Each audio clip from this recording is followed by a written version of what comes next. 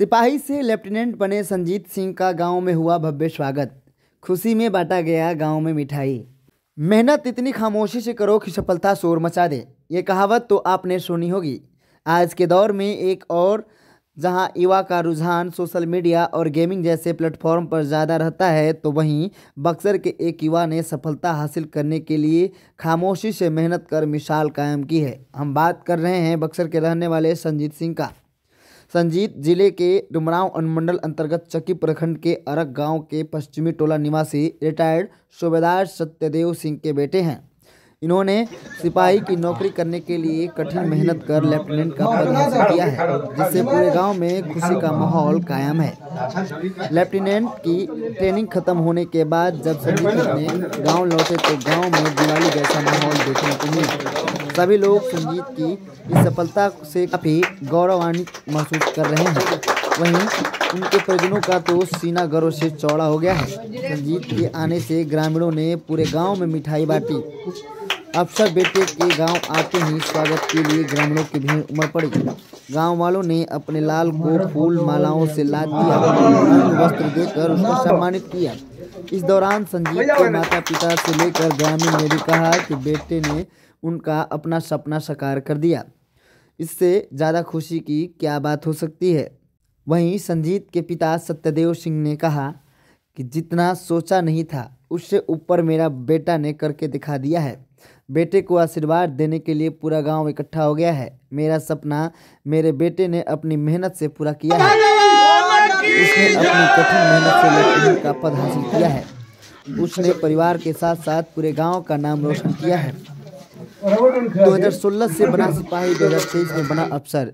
मिली जानकारी के अनुसार संजीत ने बचपन से ही फौज में जाने का मान लिया था। साल 2013 में उन्होंने मैट्रिक और 2015 में इंटर पास कर सेना में भर्ती की तैयारी शुरू कर दी थी। पहले ही प्रयास में 2016 में सेना में सिपाही के लिए चयनित हो गए।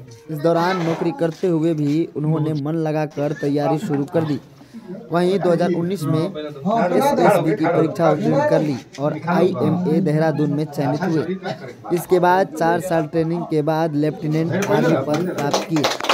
अफसर बनकर पेश किया मिसाल। बड़ा हाल सिपाही से अफसर बनकर गांव लौटे संजीत कुमार युवाओं के लिए प्रेरणा के स्रोत बन गए हैं। संजीत ने अपनी इस सफलता का श्रेय अपने माता पिता के अलावे परिजनों को दिया। उन्होंने कहा कि मेहनत का कोई विकल्प नहीं होता है।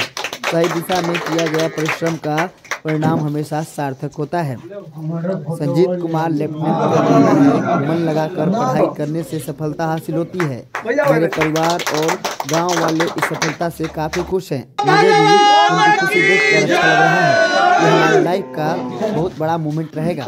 पहले तो हम मीडिया माध्यम के हम हार्दिक शुभकामना देता नहीं, धन्यवाद करता नहीं कि हमारा खुशी के माहौल में पत्रकार महोदय उपस्थित बढ़े जा। IMA देहरादून से पासिंग आउट के बाद हमारा ये बड़ा मन में अनुराग रहे कि हमारा द्वार पर मीडिया हो कवरेज दे। अला के बाद अपना हम मुखिया जी से बात कैनी, मीडिया के पूरा व्यवस्था बनाओ लो। लड़के गांव में आयल, हमारा बड़ा खुशी भई कि गांव के आशीर्वाद देवे खातिर पूरा गांव आज इकट्ठा रहा। अभी लगातार लोग आवता, बड़ा ही खुशी का माहौल बा। हमारा मन के बहुत बड़ा सपना आज पूर्ण भइल बा। बहुत बहुत हमारा गांव के जनता जनार्दन के दया बा, कृपा बा, आशीर्वाद बा कि आज ये माहौल में 4 चांद हमारा गांव लगा होता। हमारा बहुत ही आनंद होता। लड़का के कठिन परिश्रम के फल 4 साल कठिन ट्रेनिंग के बाद लेफ्टिनेंट के पद प्राप्त कैले। हमारा गांव खातिर, हमारा परिवार खातिर, हमारा हित मित्र यार खातिर बहुत ही गौरव के दिन बा। सोचले नहीं कितना जल्दी रहो सपना जब कब साकार हो। हम सपना देखल रहे, लेकिन सपना से भी ज्यादा कामयाब भइल बड़ा। आज सब लोग पूरा गांव जनबा तनरा दरवाजा पूरा चल बा बधाई देवे जी। पूरा गांव जिला जवार हमार हित मित्र बेसिकली हम लखनऊ में रह जा, लेकिन गांव हमारा सबसे पहला हो। गांव के माटी से हम आशीर्वाद लेवे खातिर पासिंग आउट के तुरंत बाद पहुंचे नहीं जी ना अपने गांव में हम चली आशीर्वाद ली। हमारे बाबूजी 95 साल के बारे लड़का के बाबा कहते बाबा से आशीर्वाद लो, गाँव में चलो, एक बाद आगे काम देख ली। कितना संघर्ष करे के पड़ल ई सफलता पावे खातिर? सफलता खातिर हम बचपन से लोग के बाहर ले गए पढ़े खातिर। केंद्रीय विद्यालय में पूरा शिक्षा दीक्षा भइल। ट्रांसफर 2 साल, हर एक 2 साल 3 साल के बाद ट्रांसफर। का कहल चाहतनी राउर जन वातावरण आज सब मालिक के जन मर्जी भइल जन खूब बढ़िया हो गई। हम यह चाहते रहिए और लड़का फैला बढ़ो, यही तरह बढ़ो लोग। आज कैसा लागत रहुआ? आज कैसा लागत? अब भगवान बुझी है, अब दूसरा का कहेगा। आज कैसा लागत राउर? बहुत अच्छा लागता। कमई की दया से बेटा हमारा आज बहुत बड़ा काम कैले बन, सब परिवार के नाम रोशन कैले बन, गांव के भी नाम रोशन कैले बन। अच्छा, ये नहीं लागत कि सपना राउर जन बात? हाँ, हमनी के सपना रहे, सबके सपना पूरा कैलन। तो बहुत मेहनत कैलन, इनके कमे अभी मिलल। आशीर्वाद हुआ सब दिल। हाँ, हमनी के सबके आशीर्वाद इनका साथे बा। बाबा के भी बहुत सहयोग रहल कि मनाती कुछ करके दिखाओ, मनसा रहल, मनसा पूरा। क्या नाम पड़ी रहो? पूनम सिंह।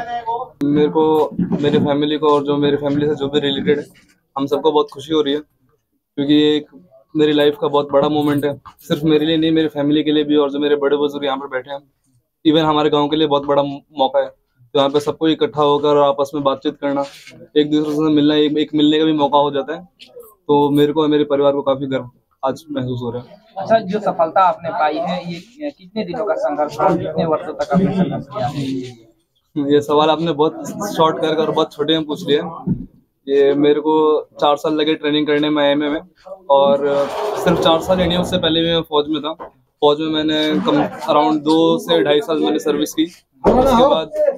उसके बाद ACC कमीशन के थ्रू मैंने अपने एंट्री IIMA में जारी की, और फिर वहाँ पे मेरी 4 साल की ट्रेनिंग कंप्लीट हुई।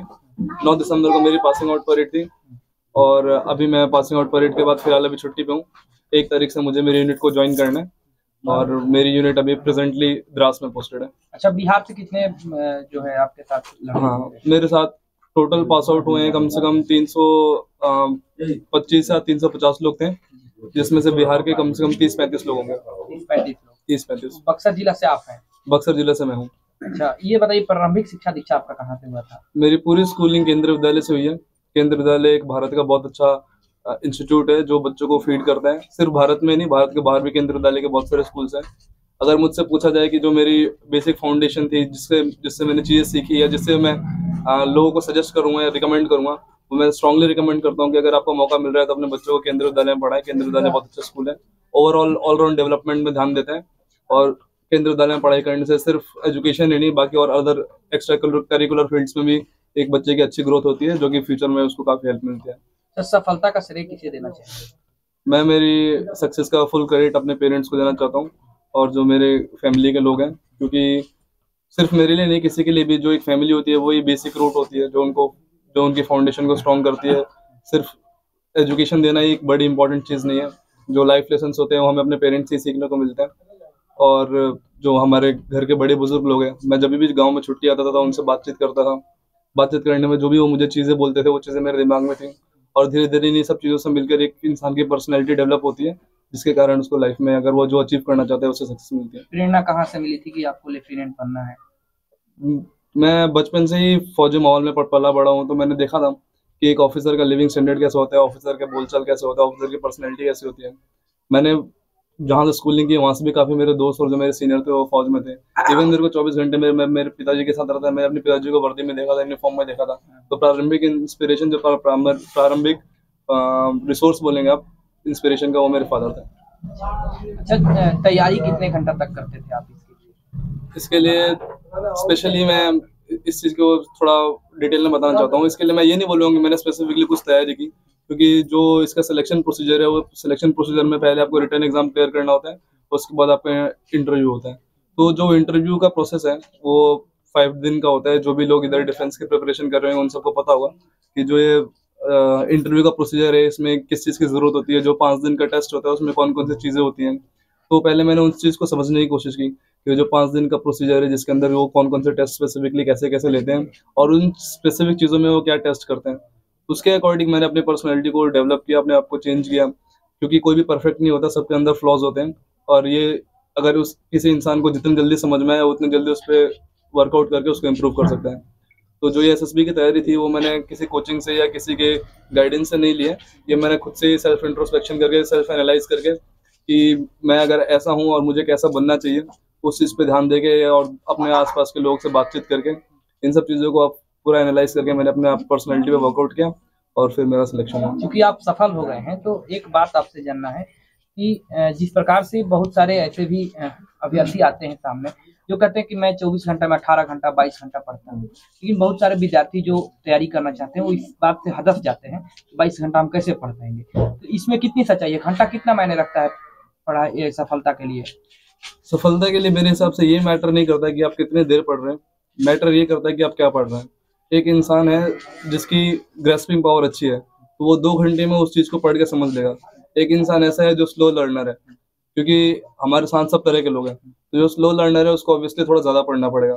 तो अल्टीमेट ये एम नहीं होना चाहिए कि मैं एक दिन में 2 घंटे पढ़ रहा हूँ, 10 घंटे पढ़ रहा हूँ या 22 घंटे पढ़ रहा हूँ। अल्टीमेट एम ये होना चाहिए कि मैंने जो अपना गोल सेट किया है कि मेरे को एक दिन में इस चीज़ को पढ़ना है और इस चीज़ को समझना है, तो क्या मैं उसको समझने में सक्षम हूँ कि नहीं हूँ। अगर किसी कारण से मैं उस चीज़ को अचीव नहीं कर पा रहा हूँ या उसको नहीं पढ़ पा रहा हूँ, तो मेरे को अपने नेक्स्ट 2 दिन का, 5 दिन का, 10 दिन का शेड्यूल ऐसा बनाना चाहिए कि पहले मैं उस चीज़ को समझ लूँ, उस चीज़ को एक्सेप्ट कर लूँ और फिर आगे की चीज़ों को प्लान करूँ। आप अपने जीवन में सफल होने के लिए मोबाइल को कितना तरजीह दिए थे? हाँ, मोबाइल का काफ़ी इंपॉर्टेंस है, क्योंकि मैं पहले से फौजी बैकग्राउंड में था और जब मैं यूनिट में भी था तो वहाँ पे मेरे को बिल्कुल पढ़ने का टाइम नहीं मिलता था, या फिर मैं जो ट्रेडिशनल पढ़ाई है जो हम पेपर पेन से करते हैं उस पर इतना मैं अपना टाइम नहीं कंट्रीब्यूट कर सकता था।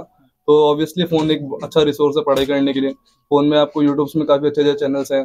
यूट्यूब अगर आप प्रेफर नहीं करते तो ऐसे बहुत सारे अलग अलग एप्लीकेशन है जिससे आप अपनी पढ़ाई कर सकते हैं। और आजकल सबके पास मोबाइल फ़ोन है, तो मोबाइल फ़ोन का बेटर यूज़ करना चाहिए। आपको अपना कंटेंट, क्योंकि हमारी इंसान की आदत, इंसान की फितरत और इंसान का दिमाग अभी इस तरह का ऐसा हो चुका है कि हम मोबाइल के बिना नहीं रह सकते हैं। तो आपको मोबाइल के अंदर अपना कंटेंट स्पेसिफिक करना चाहिए कि मुझे क्या पढ़ना है, किस चीज़ को देखने से मुझे फ़ायदा है। ज़रूरी नहीं है कि आप 24 घंटे पढ़ ही रहे हैं, ऐसा बहुत सारे टेलीविजन शोज़ हैं, बहुत सारी मूवीज़ है, बहुत सारे ऐसे वेब सीरीज़ है जिसको देखने से भी आपको नॉलेज मिलती है। तो आपको ओवरऑल अपना जो नॉलेज कंटेंट इंक्रीज़ करना है, जो नॉलेज कंटेंट बढ़ाने का तरीका है, वो इस चीज़ पे ध्यान देना चाहिए कि आप जो भी चीज़ देख रहे हैं, किसी से बात कर रहे हैं, कहीं पे पढ़ रहे हैं, तो ओवरऑल आपको एक दिन में कुछ नॉलेज गेन हो रहा है कि नहीं हो रहा है। सिर्फ मोबाइल का सिर्फ यूज़ करना सोशल मीडिया के लिए, या फिर मोबाइल का सिर्फ यूज़ करना अपने दोस्तों से, अपने नज़दीकी से बात करना, तो सिर्फ उसका वो मैं बोलूँगा फुल पोटेंशियल से यूज़ नहीं है। अगर आपको फुल पोटेंशियल से मोबाइल फ़ोन का यूज़ करना है या फिर सोशल मीडिया का यूज़ करना है, तो उसको और भी अलग तरीके हैं और काफ़ी अच्छे मीन्स है जिससे लोग काफ़ी सक्सेस हुए हैं। जो नए चूंकि आप